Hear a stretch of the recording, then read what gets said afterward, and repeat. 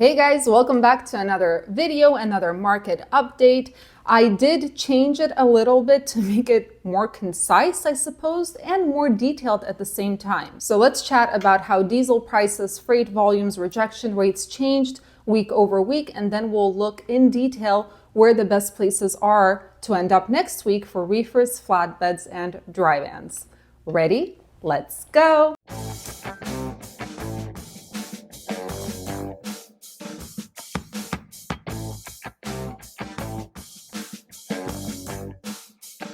All right, first we're going to start with a general market overview. And as a reminder, you can download all the charts I go through down below by following the link in the description bar. So first and foremost, carrier authorities. As of last Friday, we lost another 682 carriers net, which is nothing crazy, but at least it's still a negative net change week over week. Then we have freight volumes. Now, this refers to the general freight market volumes, right? The light blue line refers to 2023.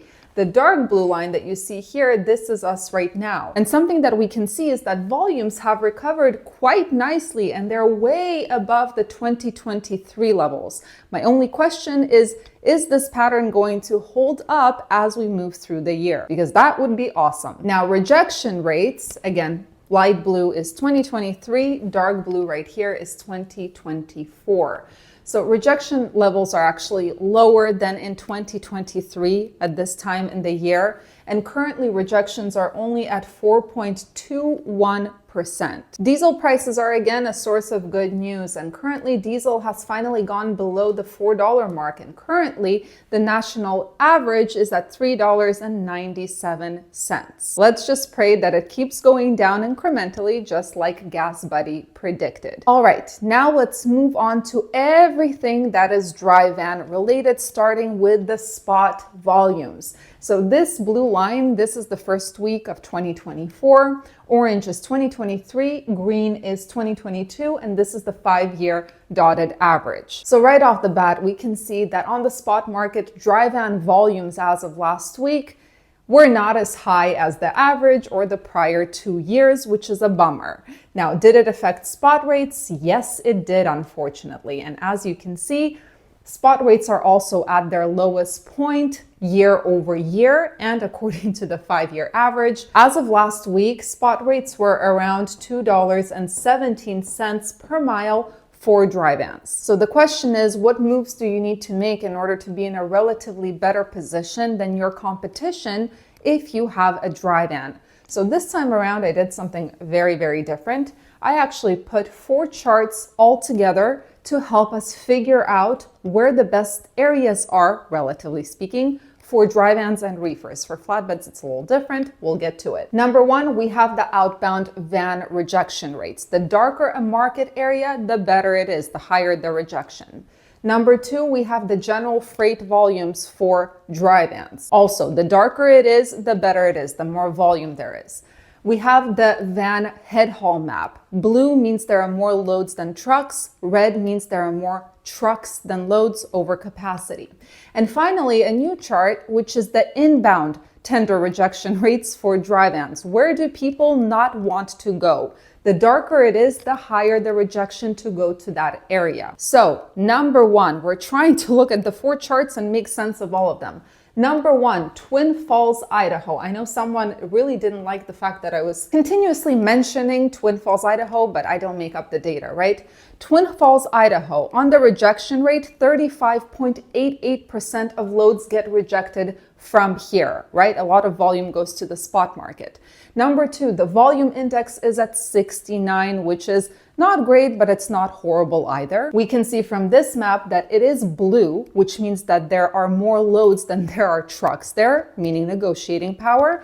And in terms of the inbound tender rejection rate, that's at 24.68%. And this is probably because of the weather, which means that next week, there are not going to be a lot of trucks moving into Idaho. The second best area, Green Bay, Wisconsin, right here. Green Bay, Wisconsin has a rejection rate of 14.87% for loads going out of Wisconsin.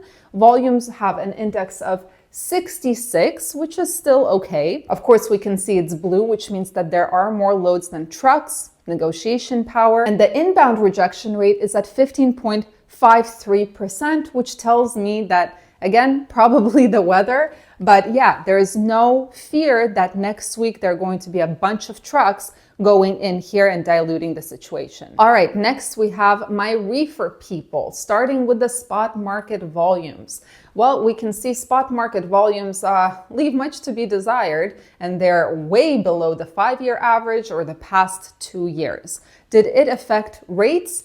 Maybe not as much as for dry vans, but yeah, still rates are lower than they were the prior 2 years or below the 5-year average. Currently, rates are at $2.67 or so. But remember, this includes those really short hauls that pay like $5 per mile for 100 miles, right? But yeah, not as dire of a situation as with dry vans if we're comparing, but still not great at all. So where do you have to go if you have a reefer next week? And just like with the dry van, I have these 4 maps to help us make the decision. We have the outbound rejection rate, we have the volumes, we have the head haul, and the inbound rejection rate. Number 1 is also Twin Falls, Idaho for reefers. The rejection here is 19.9% for outbound freight. The volume index is at 34, which is pretty high for reefers. It's blue. There are more loads than there are trucks, and the inbound rejection rate is at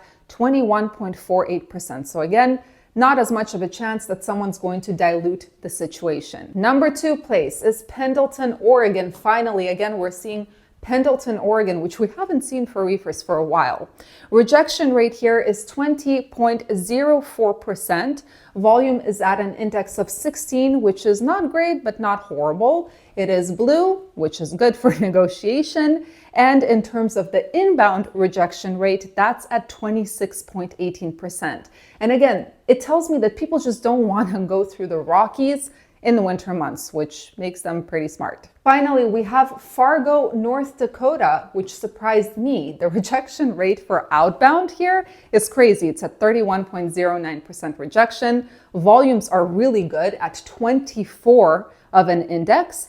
It is very blue. There are way more loads than there are trucks. Not surprising, it's the north.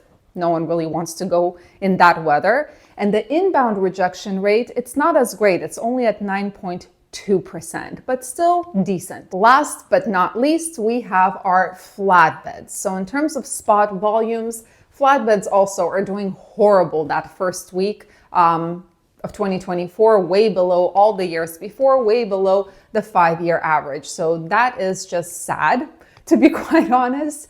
In terms of flatbed spot rates, not as horrible. I mean, it's not good, but it's close to that 5-year average, although way below the prior 2 years. And currently the flatbed rates are something around the $2.28 per mile mark. So definitely not awesome. I'm feeling it. I don't like it at all. But the question is, where do you have to go with flatbeds? Now, unfortunately, the charts I make for reefers and dry vans, I make them through Sonar. Sonar doesn't have as much flatbed data available, so I decided to make my own maps using data from truck stops. So here are the 3 maps, and I'll go through them one by one, starting with flatbed volumes, right? The darker an area is, the more volume comes out. Like the darkest ones is where there are over 2,000 loads coming out. The lighter it is, the less volume there is, correct? Like the lightest New Mexico and the Northeast is less than 100 loads. So right away, you can see that most of the loads, they come out of the south. And actually, if we divide this map in half, it comes from the eastern portion of the US, not the western, not the plain states. Although there are some loads coming from the west coast, like actual coastal states, but the plain states are not that great at all. The number 2 thing we want to look at is capacity. And this is the map showing us how many trucks are in each area, delivering in each area. The darker area is, a state is, the more trucks there are. So Florida and Texas have over 3,000 trucks there. Texas has actually over 5,000. Georgia and California are second in terms of well, it's not overcapacity. We'll look at that in a moment, but in terms of the volume of trucks. And we can see there are almost no trucks in the Northeast. and not a lot of trucks in the northern states right here, as well as some of the plain states. The question, though, is load to truck ratios, because even if Texas is flowing with trucks, for example, 5,000 trucks, but there are 10,000 loads, that's great. So let's take a look at the load to truck ratio map. All right, it's pretty simple. Any red state is where there is less than one load available for a truck, meaning that there is significant overcapacity compared to volume. Any peach state, beige state, is where there is about a load per truck. Any yellow state is 2 loads per truck, and green states are over 3 loads per truck. So green states are where you will really get the negotiating power and where you can really be picky with your loads. So as you can see, for flatbeds, it's almost everywhere it's overcapacity. But Louisiana, Mississippi, and Alabama are pretty good. Last week, West Virginia was also good, but as you can see, it's not as good anymore. Mississippi has actually currently 8 loads per truck, so you can imagine what kind of negotiating power you have there. Now, the second set of states where there are about 2 loads per truck where you can negotiate is Delaware, Maryland, West Virginia, Michigan, and Oregon. But yeah, everywhere else is questionable. Something I realized really quickly is in the peach-colored states, it's a hit or miss. If you're able to literally stare at the load board and be patient, you might grab that one load that's not like any other. That's what I did from Idaho today going to Oregon. It turned out to be $2.60 per mile with deadhead. Everything else was paying $1.50. So sometimes you get lucky. But in these red states, it's going to be a little bit harder. So yep, it's pretty self-explanatory. But if you guys have any questions about the maps I used, or if you want any specific numbers, please feel free to ask me either in the comments or shoot me an email, which is showing up somewhere right here. But yeah, wishing you all an amazing weekend, and I'll see you in the next video.